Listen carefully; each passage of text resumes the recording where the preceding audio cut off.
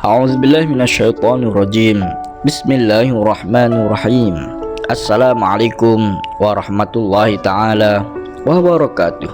Alhamdulillah, bertemu lagi kita dalam channel Maisara Production. Kali ini kita akan membahas sejarah sebenar Abu Bakar As-Siddiq.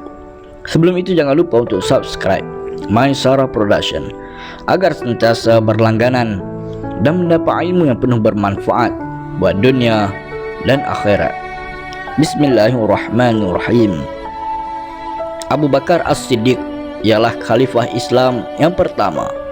Beliau memegang jawatan dari tahun 632 sehingga 634 Masehi. Awalnya digelar sebagai Abdul Ka'bah, yaitu hamba Ka'bah. Tetapi selepas pengislamannya, beliau menukar namanya kepada Abdullah. Namun begitu, beliau selalu digelar Abu Bakar daripada perkataan Arab Bakar yang bermaksud unta muda, kerana beliau gemar membiakkan unta. Beliau amat terkenal dengan gelaran As-Siddiq yang membenarkan. Nama sebenar beliau ialah Abdullah ibni Abi Quhafah. Selain itu, Abu Bakar juga merupakan lelaki pertama yang masuk Islam. Pengorbanan dan keberanian beliau tercatat dalam sejarah, bahkan juga dalam Al-Quran. Surah At-Taubah ayat 40 yang bermaksud, "Jikalau tidak menolongnya Muhammad, maka sesungguhnya Allah telah menolongnya," yaitu ketika orang-orang kafir musyrikin Mekah mengeluarkannya dari Mekah, sedang dia salah seorang dari dua orang, Rasulullah dan Abu Bakar, ketika keduanya berada dalam gua. Di waktu dia berkata kepada sahabatnya, "Janganlah berduka cita, sesungguhnya Allah bersama kita." Maka Allah menurunkan ketenangan kepada Muhammad dan membantunya dengan tentera yang kamu tidak melihatnya. Dan Allah menjadikan seruan orang-orang kafir itulah yang rendah, dan kalimat Allah itulah yang tinggi. Allah Maha Perkasa lagi Maha Bijaksana. Sayyidina Abu Bakar As-Siddiq merupakan sahabat Nabi Muhammad SAW yang paling rapat. Semasa Nabi berhijrah dari Makkah ke Madinah pada tahun 622 Masehi, hanya beliau yang mengikuti Rasulullah tanpa ditemani orang lain.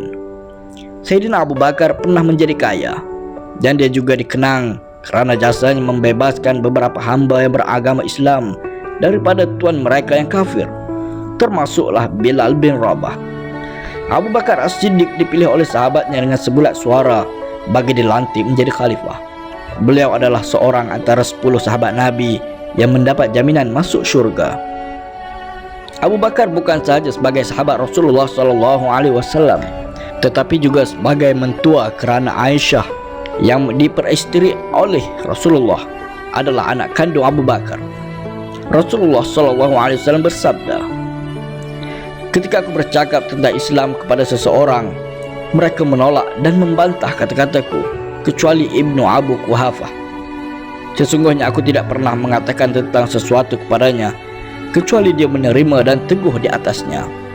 Hadis riwayat Abu Nuaim dan Ibnu As-Sakir. Diriwayatkan oleh Ibnu Abi Syaibah bahawa Umar berkata, "Abu Bakar adalah pemimpin kita dan membebaskan pemimpin kita," maksudnya Bilal. Banyak juga daripada sahabat lain yang masuk Islam melalui Abu Bakar.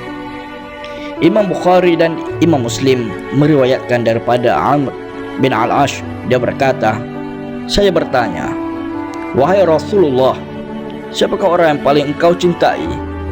Baginda berkata, "Aisyah." Saya bertanya lagi, "Kalau dari kalangan lelaki?" Rasulullah menjawab, "Ayahnya." Seluruh sahabat salafus soleh dan seluruh ahlus sunnah bersepakat bahawa Abu Bakar adalah manusia terbaik setelah Rasulullah SAW. Imam Al-Bukhari meriwayatkan bahawa Muhammad bin Hanafiyah bertanya kepada Ali bin Abi Talib, "Siapa orang yang terbaik setelah Rasulullah?" Dia berkata, "Abu Bakar." Saya bertanya lagi, lalu setelah itu dia menjawab, "Umar." Saya khawatir dia akan mengatakan Utsman. Maka saya bertanya, "Lalu engkau sendiri?" Ali berkata, Saya ini tak lebih dari orang-orang Islam yang lain. Al-Hakim dan Abu Dawud meriwayatkan daripada Abu Hurairah, dia berkata, Rasulullah sallallahu alaihi wasallam bersabda, "Ketahuilah wahai Abu Bakar, bahwa engkau adalah orang yang pertama masuk syurga dari umatku." Daripada Abu Hurairah, dia mendengar Rasulullah sallallahu alaihi wasallam bersabda, "Barang siapa menafkahkan sepasang barang di jalan Allah, ia akan dipanggil dari pintu-pintu syurga." Wahai hamba Allah, ini adalah kebaikan. Siapa yang dari kalangan ahli solat, ia akan dipanggil dari pintu solat. Dan siapa ahli jihad, akan dipanggil dari pintu jihad. Siapa yang dari ahli sedekah, akan dipanggil dari pintu sedekah. Dan siapa yang dari ahli puasa, akan dipanggil dari pintu puasa dan pintu rayyan. Lalu Abu Bakar bertanya, "Lalu bagaimana dengan orang yang dipanggil dari semua pintu itu, wahai Rasulullah? Apakah dia akan dipanggil dari pintu itu satu persatu?" Rasulullah sallallahu alaihi wasallam menjawab, "Ya, dan saya berharap engkau akan menjadi salah seorang dari mereka." Hadis riwayat Bukhari dan Muslim.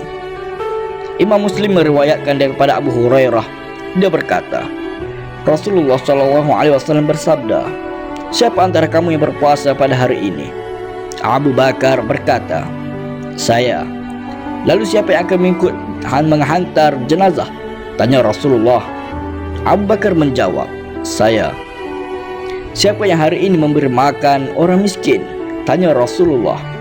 Abu Bakar menjawab, "Saya." "Siapa yang hari ini menjenguk orang sakit?" tanya Nabi. Abu Bakar menjawab, "Saya." Rasulullah sallallahu alaihi wasallam bersabda, "Tidaklah semua perkara yang saya sebutkan tadi ada pada satu orang kecuali orang itu akan masuk syurga." Wallahu a'lam bissawab. Alhamdulillah. Sekian pertemuan kita pada kali ini. InsyaAllah semoga bermanfaat buat semua di dunia dan di akhirat. Assalamualaikum warahmatullahi taala wabarakatuh.